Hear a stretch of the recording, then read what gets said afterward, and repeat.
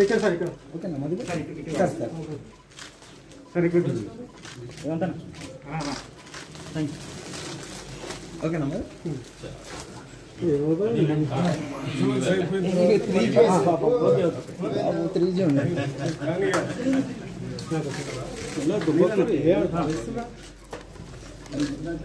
ఇంకా తీసుకో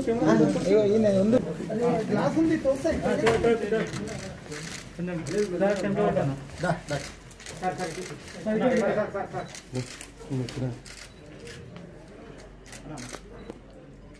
విజువల్ సరిపోయిన తర్వాత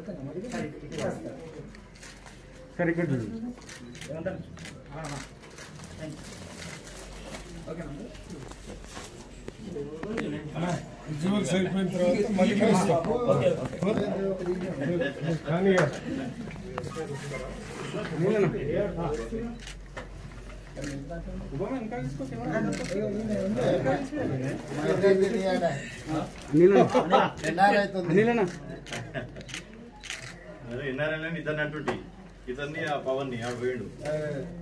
దేవుడు కదా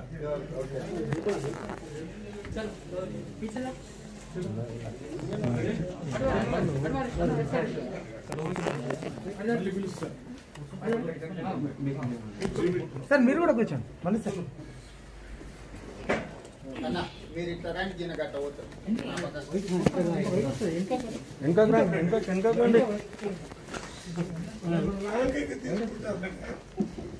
మాస్క్ తీయండి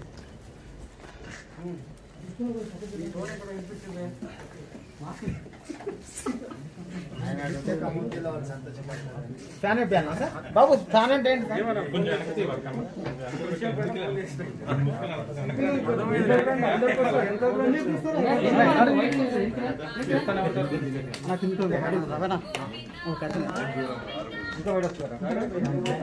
చెక్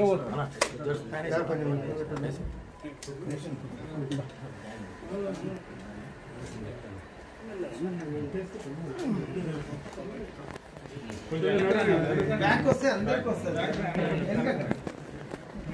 ఇంకా ముందరే తమ తలకాయ కిందికి ఓకే మీరు మళ్ళీ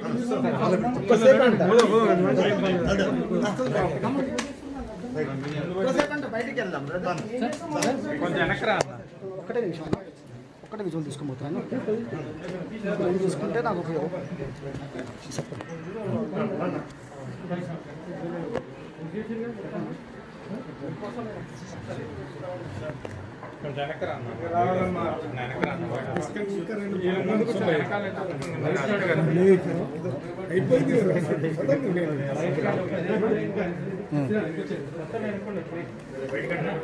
చలో చలో